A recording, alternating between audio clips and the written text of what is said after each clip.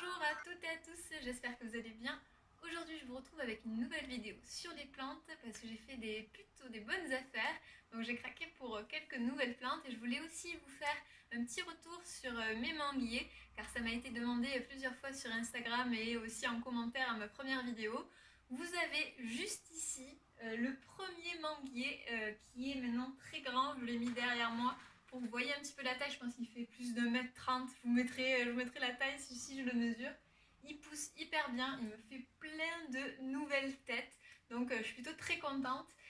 Pour vous dire un petit peu, quand il fait beau, moi je le mets dehors, mais avec les températures hivernales, quand voilà, il fait pas beau et que les températures avaient bien baissé, je le rentrais, je le mettais devant ma baie vitrée, je l'arrose assez fréquemment et il continue à pousser énormément. Donc c'est plutôt une chouette plante, donc je voulais vous montrer un peu comment il avait évolué.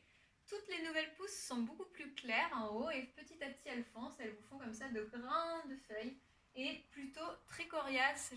Voilà, il n'a pas été attaqué par les trips quand j'en ai eu et voilà, donc ça marche plutôt bien. Le petit dernier que j'ai fait suite à ma vidéo, du coup là plutôt en fin d'année, met beaucoup plus de temps à pousser en cette période. Donc le mieux, de toute façon, pour faire germer ces graines et pour pouvoir avoir une croissance assez intéressante et rapide, c'est plutôt au printemps. Vous voyez là, en cette période, hop, il est tout petit. Après, c'est normal qu'il soit un petit peu long au démarrage, mais je pense que la saison n'aide pas. Comme vous voyez, il faut le mettre dans un pot très profond. Ce que je voulais vous montrer aussi, puisqu'en fait, la racine pivotante du manguier descend très profond, donc n'hésitez pas dès le départ à prendre un pot plutôt plus haut que large en tout cas. Et vous voyez, là on voit encore la petite graine qui était juste à la surface. Il continue de faire des feuilles, mais certaines petites feuilles ont séché. Celui-là, je le laisse dedans, il ne sort pas, puisque je pense qu'il est plus sensible au frais que le grand.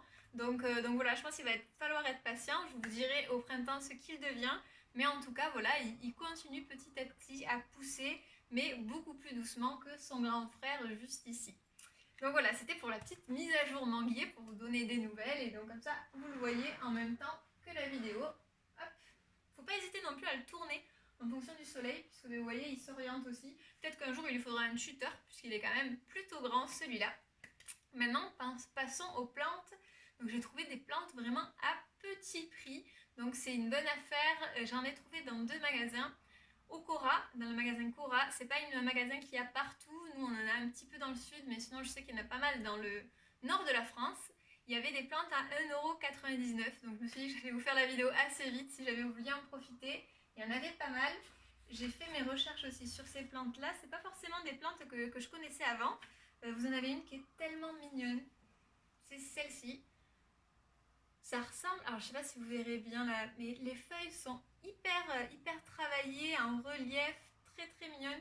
Un petit peu croisées entre une menthe, une ortie, mais super belle. Là, c'est les nouvelles petites feuilles. Elles sont trop jolies. J'avais jamais vu ces petites plantes-là. Et en fait, ce sont de la famille des Pilea, étonnamment. Je trouve qu'ils se ressemblent pas trop, hein. Donc voilà la Pilea pipermoides que j'ai ici en plusieurs exemplaires. Et là, c'est aussi de la famille des Pilea, celle-ci.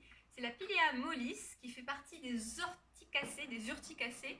Donc la même famille que les orties en fait. Et c'est ce qui explique un petit peu son côté un peu duveteux. Voilà, faut pas trop trifouiller ces petites feuilles. Je la trouve hyper jolie.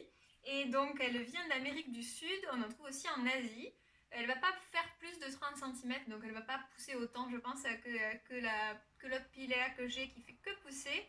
Elle aime le soleil en hiver, mais pas en été, donc l'été je l'éloignerai un peu de ma baie vitrée.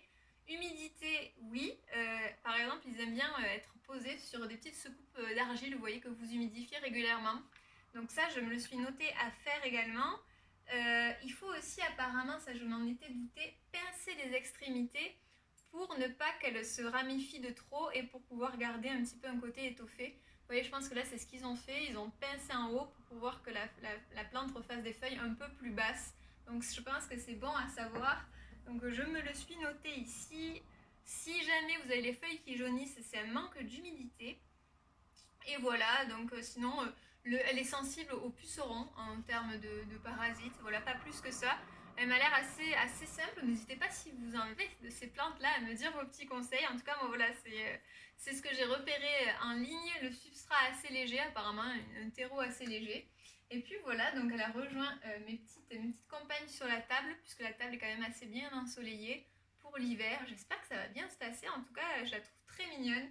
Et c'est une plante qui, je trouve, change des autres que j'avais. Donc c'est plutôt chouette. Et je sais pas si je vous ai dit le prix. 1,99€, donc vraiment pas cher du tout. Donc il y en a à Cora et également les autres petites plantes que je vais vous montrer. Celle-ci, elle y est dans le Cora, enfin le Cora où je suis allée, mais je pense tous en ont.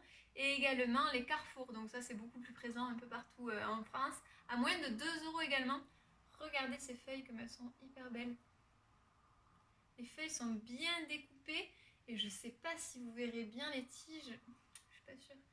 Les tiges sont un petit peu comme zébrées, hyper fines, trop jolies. En plus, elle allait dans un cache-pot qu'aucune plante n'allait dedans, puisqu'en fait, il est hyper profond, mais assez étroit, et je trouve qu'elle va plutôt bien là-dedans. Et celle-là, alors comment elle s'appelle celle-là? Plérandra elegantissima. Et voilà, ce que j'avais lu, c'est que le nom elegantissima vient de ce fait d'avoir ces feuilles très très fines, découpées, et ce petit port assez élégant, très joli. J'avais jamais vu cette plante-là, et je crois qu'elle vient de Nouvelle-Calédonie. Donc c'est peut-être une plante qui commence petit à petit à venir chez nous. Il y en avait voilà, beaucoup au magasin Cora, à Carrefour également j'en ai vu. Moi je l'ai acheté à 1,99€, mais je l'ai vu aussi à 1,59€, en tout cas moins de 2€. Donc je trouve que c'est plutôt un très bon plan. Nouvelle-Calédonie, elle aime beaucoup l'humidité. Forcément, joli ensoleillement aussi. Qu'est-ce que j'ai noté? Voilà, lumière-humidité, sensible celle-ci aux cochenilles. Il ne faut pas que les températures descendent en dessous de 18 degrés, sinon elle n'appréciera pas. Voilà, pas plus. Et en Nouvelle-Calédonie, c'est un petit arbuste. On l'appelle aussi le faux Oralia. Et voilà, il ne faut pas hésiter aussi à pincer apparemment les bourgeons pour qu'elles se ramifient aussi. Donc, je la trouve plutôt très très chouette. Voilà, il va falloir juste que j'arrive à garder un bon taux d'humidité là pour ces plantes-là, qu'en hiver, chez moi, c'est assez sec. Donc, il va falloir un petit peu que je m'améliore sur ce taux d'humidité-là pour qu'elle soit au mieux. Et j'aime beaucoup aussi le côté foncé des feuilles. J'aime bien, je trouve que ça se mélange assez bien avec les autres plantes. Et voilà, je suis plutôt contente de cette découverte. La dernière, c'est pas une découverte en termes d'espèces, contrairement à ces deux-là, mais c'est une plante vraiment que j'ai trouvée pour pas cher. J'ai craqué parce que voilà, elle était à petit prix. Mais sinon, c'est pas forcément la plante que je recherchais. Mais c'est une plante qui est assez connue, que je pense que vous connaissez aussi, qui est en train de faire une nouvelle feuille. Je vais la débloquer, vous voyez là, elle fait une toute nouvelle feuille ici, elle est bloquée, hop, voilà. J'ai trouvé ça fou, une plante qui est quand même assez grande pour 1,99€ aussi. Donc c'est la Dieffenbachia seguin, celle-là. Elle est plutôt connue, on l'appelle aussi la canne des muets, de son nom vernaculaire. Et en fait, canne des muets, son nom il vient en fait parce que la sève est très très toxique de la Dieffenbachia. Ça fait un petit peu, je crois, une espèce de latex blanc. Et il disait en fait que ça pouvait provoquer des gonflements donc de la bouche, et d'où le côté muet si on venait à manger ces tiges. Donc on va faire attention surtout pour ces animaux ou des enfants à bas âge si vous en avez chez vous, voilà, qu'ils fassent attention à ne pas toucher cette plante, la mettre un petit peu en hauteur. Mais sinon voilà, le côté intéressant je trouve c'est le panachage de ces feuilles. Je pense que c'est une plante assez facile d'entretien, j'en ai jamais eu, donc bon c'était l'occasion, voilà. Il y en a dans le Cora et dans les Carrefour un peu partout en France. Donc 1,99€ en ce moment. Si vous vouliez craquer pour une Dieffenbachia, c'est le moment. Pour qu'on ait le panachage de ces feuilles très présent, voilà, pour ne pas perdre ce côté panaché de feuilles, il faut le laisser à la luminosité, donc assez proche voilà, de la lumière. Si vous avez un endroit trop sombre, vous allez perdre ce côté panaché. Qu'est-ce que j'ai noté comme info complémentaire? Lumière vive. Elle est originaire des forêts tropicales, arrosage 2-3 fois en été et 1 à 2 fois en hiver. Donc elle aime quand même être arrosée assez fréquemment. Et j'avais vu aussi que certains disaient que c'était intéressant pour le côté dépolluant des maisons. Donc des maisons, de l'air de votre appartement ou de votre maison. Je vous ai fait une vidéo d'ailleurs à ce sujet. N'hésitez pas à aller la voir si vous ne l'avez pas encore vue. Donc les études disaient en fait que tout simplement les plantes avaient des vertus justement comme ça pour capter certaines substances toxiques de nos appartements, mais qu'il fallait en avoir beaucoup pour avoir un réel effet sur ce changement justement d'air ambiant. Celle-ci, elle absorbe le formaldéhyde, elle élimine les thioluènes et le xylène, donc c'est assez intéressant. Elle peut aller jusqu'à 1,50 m, donc il faut le savoir, quand on en prend une, elle peut pousser très rapidement, à maturité donc. Le substrat léger et bien drainé. Il faut faire attention aux excès d'humidité, donc voilà, si vous l'avez mis dans un pot en terre cuite, voilà, mélangez aussi des petites billes d'argile dans le terreau ou de la perlite pour justement que ça se draine assez facilement. Mais je pense que c'est pas une plante très difficile, il faut juste penser à bien l'arroser assez régulièrement apparemment, sans pour autant laisser de l'eau dans les secoupes parce qu'elle n'aime pas du coup l'excès d'humidité. Donc voilà pour ces 3 plantes, je suis trop contente parce que je les trouve trop mignonnes. Surtout ces deux-là, j'en avais rarement vu. Je sais pas vous si vous les connaissiez, n'hésitez pas à me dire. Mais voilà, je suis plutôt contente.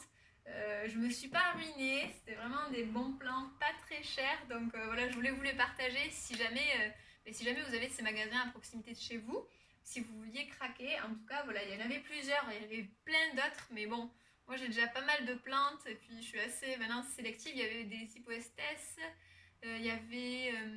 Qu'est-ce qu'on retrouvait mais il y avait plein de différentes plantes. N'hésitez pas à aller voir, comme ça vous craquerez peut-être pour certaines que vous recherchiez si vous en aviez besoin ou envie. Voilà, c'est plutôt des envies souvent, c'est pas vraiment un besoin, hein, mais bon, ça fait toujours plaisir d'avoir de nouvelles plantes. Donc je voulais vous partager ce petit plan-là. N'hésitez pas à me dire voilà, si vous en connaissez certains, vos bons plans ou vos astuces, conseils pour l'entretien de ces plantes-là. Et puis, je vous dis à bientôt pour une prochaine vidéo.